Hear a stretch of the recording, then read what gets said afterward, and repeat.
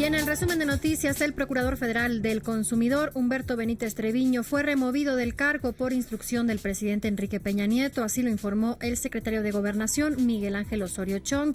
Explicó que la decisión es resultado del daño que sufrió la imagen de la Profeco tras el escándalo por querer cerrar el restaurante Máximo Bistrot en la Ciudad de México, luego de que la hija de Benítez Treviño así lo solicitara. Es importante destacar que estas investigaciones determinaron que el titular de la Profeco no ordenó ni participó de los hechos y que, en consecuencia, no tiene responsabilidad administrativa en los mismos. Sin embargo, el presidente de la República, al considerar que este caso ha dañado la imagen y prestigio de la institución, ha ordenado la remoción del cargo del Procurador Federal del Consumidor. Con ello, esto a fin de evitar que se vulnere la autoridad y eficacia de la Profeco ante prácticas que atentan contra los derechos de los consumidores del país. Por otro lado, Osorio Chong aseguró que mañana se hará un anuncio sobre la estrategia de seguridad en Michoacán ante los hechos de violencia en la entidad. En breve entrevista adelantó que la próxima semana estará en el estado y que el gobierno federal tomará las acciones necesarias para garantizar la gobernabilidad y la seguridad.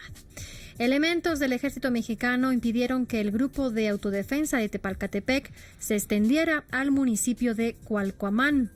Las fuerzas castrenses se instalaron en los accesos del poblado para evitar que civiles armados instalaran ahí retenes. Y en la celebración de este Día del Maestro en Los Pinos, el presidente Enrique Peña Nieto refrendó que la educación pública en México no será privatizada. Que nadie pretenda confundir a la sociedad. La educación no se privatiza ni se concesiona. La educación es y seguirá siendo una función pública irrenunciable del Estado mexicano. Aclaró que con la reforma educativa se evaluará a los maestros tomando en cuenta las circunstancias de cada región. En respuesta, el líder del CENTE, Juan Díaz, dijo que el reto de los maestros será estar preparados para aprobar la evaluación y aseguró que ese gremio respalda la reforma educativa. Porque el CENTE nunca se ha opuesto a la reforma. Por el contrario, fuimos de sus principales promotores y muchas de nuestras propuestas e iniciativas están incorporadas en los contenidos de la reforma que hoy está socializada. Manifestamos, sí, una preocupación legítima con relación a los derechos laborales de nuestros compañeros, porque pensamos que la reforma debe hacerse con los maestros y debe afirmar sus derechos antes que reducirlos. Y bueno, integrantes de la Coordinadora Nacional de Trabajadores de la Educación, procedentes de varios estados del país, iniciaron este Día del Maestro con sus manifestaciones en el Monumento a la Revolución. En su recorrido, el contingente que se dividió, una parte arribó al Zócalo y otro se reunió frente a la sede de la Suprema Corte de Justicia de la Nación. Ahí Francisco Bravo, líder de la sección 9 de la Coordinadora, aseguró que el plantón de maestros en el Zócalo continuará en los próximos días. Las manifestaciones provocaron conflictos viales en avenidas como Insurgentes, Paseo de la Reforma, Chapultepec, Eje Central, 5 de Mayo, 20 de noviembre, Pino Suárez e Izazaga, entre otras muchas más. Un auténtico caos vial en la Ciudad de México. Pero las protestas de la disidencia magisterial se replicaron en Guerrero, en Oaxaca, en Puebla, en Baja California y también en Michoacán. En Tijuana, un grupo de profesores bloquearon parte de la garita de San Isidro, California, la más transitada entre México y Estados Unidos. Y bueno, pues los paros y marchas magisteriales pues violentan el derecho de la educación de los niños al perjudicar su aprendizaje y lastimar al sistema educativo. Así lo acusó el presidente de la Comisión Nacional de Derechos Humanos, Raúl Plasencia. Sin duda, se afecta el acceso al derecho a la educación, pero se lastima sobre todo el proyecto de país que tenemos, se lastima el sistema educativo. Por ello es muy importante que todo tipo de problemática que exista en el ámbito magisterial se resuelva, pero siempre pensando en un interés superior, que es el interés superior de la niñez y propiamente del desarrollo de México. Dijo que aunque los paros magisteriales violentan el derecho de la educación, lo único que pueden hacer los padres de familia es levantar una queja, aunque eso no implica ninguna sanción. El dirigente nacional del PRD, Jesús Zambrano, afirmó que en breve comenzará la discusión de la reforma política planteada en la agenda del Pacto por México, que incluirá la creación del Instituto Nacional Electoral, que organice los comicios federales y locales. Precisó que esta reforma tiene por objeto la creación de una ley de partidos políticos y que los institutos electorales no sean controlados por los gobernadores. En eso consiste, no, es que eso fue lo que pusimos en el pacto, por eso es la creación del Instituto Nacional Electoral, que se encargaría de organizar la totalidad de las elecciones, tanto las federales como las locales, y esto implicaría, por supuesto, si así fuera, la desaparición de los institutos electorales locales.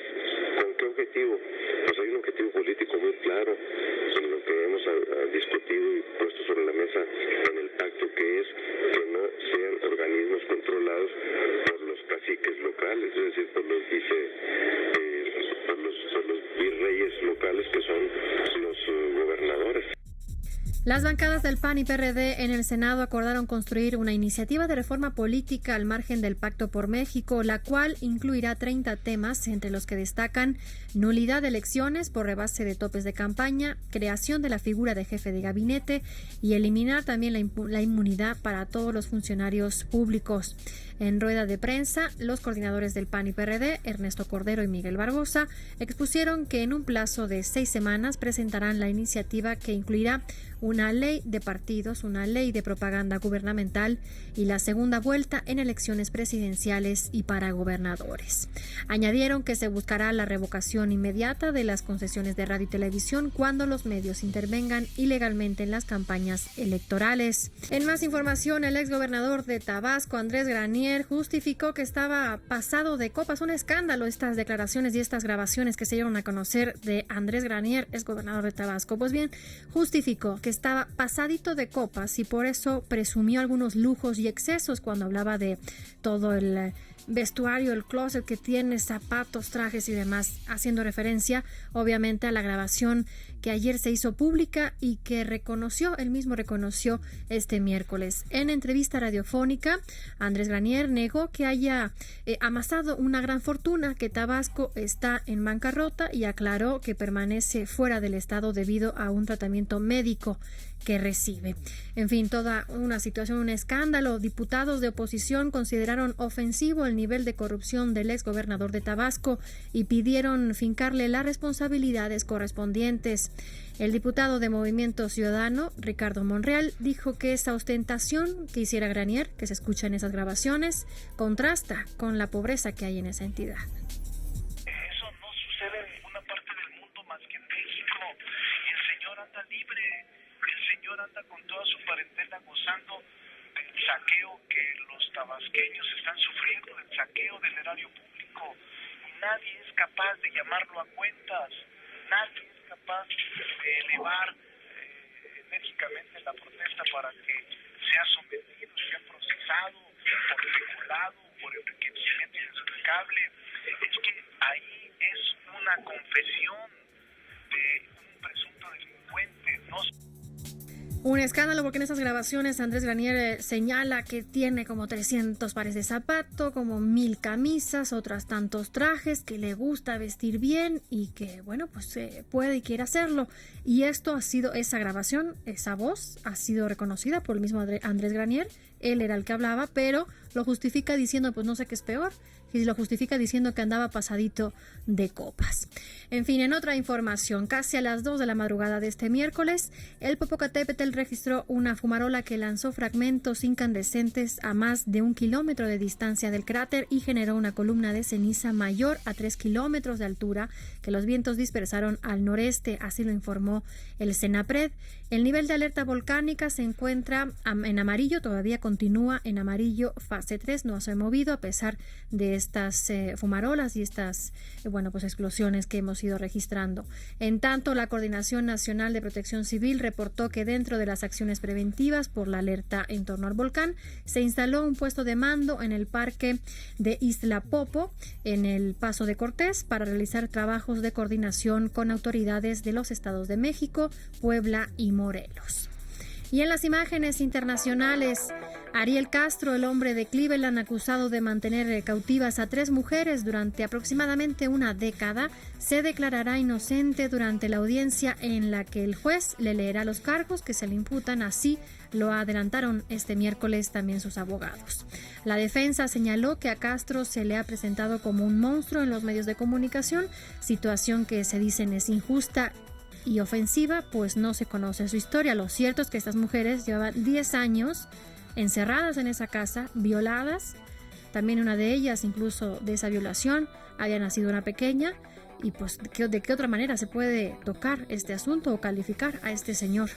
Además, sus abogados señalaron que Ariel Castro, ama mucho a la niña que tuvo con Amanda Berry, una de las mujeres que mantuvo secuestrada y a quien violó y de la que nació esta pequeña. En más asuntos, el gobierno de Colombia y las FARC retomaron en La Habana sus negociaciones de paz que se encuentran estancadas en la cuestión agraria. A punto de cumplirse medio año de los diálogos, ambas partes siguen sin cerrar el tema de la tierra, que es el primer punto de la agenda de este proceso. En este tiempo, la guerrilla ha presentado hasta un centenar de propuestas sobre la cuestión rural, donde su principal reclamo es una reforma agraria estructural que acabe con el latifundio. Si se logra cerrar el tema de la tierra, el siguiente punto a debate serán las garantías para la participación de la insurgencia en la vida política de Colombia, una vez alcanzado el acuerdo general de paz. Y en las imágenes de la cultura y los espectáculos, con un gran despliegue de estrellas de cine que pasaron por Leonardo DiCaprio, Nicole Kidman, Steven Spielberg, se inauguró este miércoles la edición número 66 del Festival de Cannes. Tras la ceremonia de apertura, los invitados asistieron a la proyección de la película El Gran Gatsby y luego de una cena de gala y una mega fiesta organizada en una zona montada especialmente cerca del puerto de Cannes. Ahí, animado con fuegos artificiales, inició este famosísimo e internacional Festival de Cine.